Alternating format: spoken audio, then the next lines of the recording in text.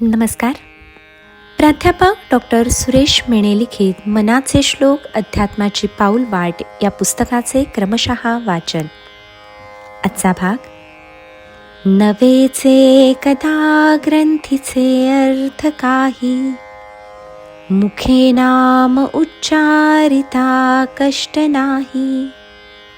महाघोर संसार शत्रू जिणावा, प्रभाते मनी राम चिंतित जावा. या श्लोकात समर्थांनी रामनामाचा मार्ग कसा सोपा सहज आहे व त्यासाठी पदरचा पैसा खर्च होत नाही, सारे कसे फुकट आहे हे समजावून सांगितले आहे. समर्थ म्हणतात, न वेचे कदा ग्रंथीचे अर्थ काही. याचा अर्थ रामनामासाठी काही खिशाला आर्थिक फटका बसत नाही. म्हणजेच पदरचे पैसे खर्च न करता अगदी फुकट मिळणारी गोष्ट म्हणजे रामनाम होय. समर्थ पुढे हेही सांगतात, मुखी नाम उच्चारिता कष्ट नाही. म्हणजेच भगवंताचे नामस्मरण करण्यासाठी कोणतेही शारीरिक कष्ट पडत नाहीत.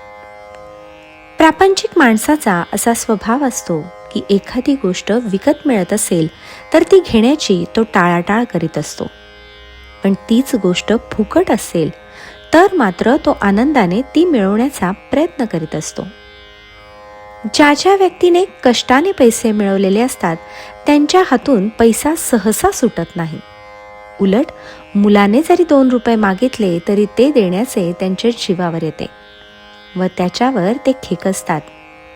असे उदाहरण बऱ्याच कुटुंबात दिसून येते.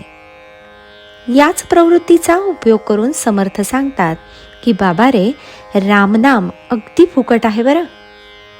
अजिबात दान न मोजता ते तुला मिळवता येईल. यामुळे तरी संसारी माणसाने रामनामाकडे आकृष्ट व्हावे असे समर्थांना वाटते. तसेच माणसांना शारीरिक कष्टही नकोसे वाटतात. त्यामुळे अवघड तीर्थयात्रा, लांब अंतरावरची मंदिरे येथे अशी माणसे जात नाहीत. त्यांना असे वाटते की असेल माझा हरी तर देईल खाटल्यावरी. मी तेथे बसलो आहे, अगदी आळशीपणाने तेथूनच बसल्या बसल्या काही मिळाले तर उत्तम. काही माणसे म्हणतात, आम्ही दबून भागून घरी येतो. नोकरी व्यवसायाचा फार ताण असतो, त्यामुळे शारीरिक कष्ट अशांना नकोसे वाटतात.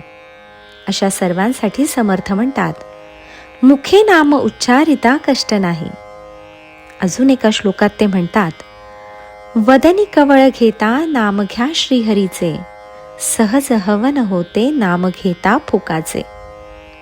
त्यामुळे अजिबात कष्ट न घेता सहजपणे करता येणारी गोष्ट म्हणजे रामनाम होय.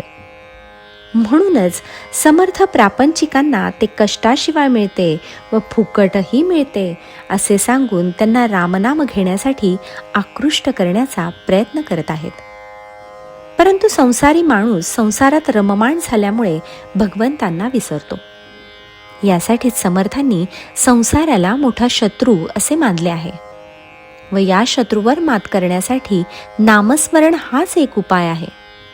आपण नामस्मरणात गुंतलो म्हणजे आपोआपच आपल्या संसाराच्या सुखदुःखातून आपण मोकळे होतो व आपले लक्ष नामस्मरणावर केंद्रित होते.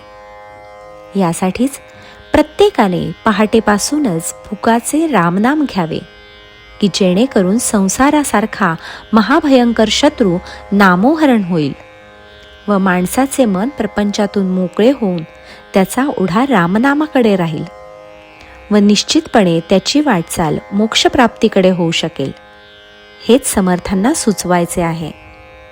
जय जय रघुवीर समर्थ.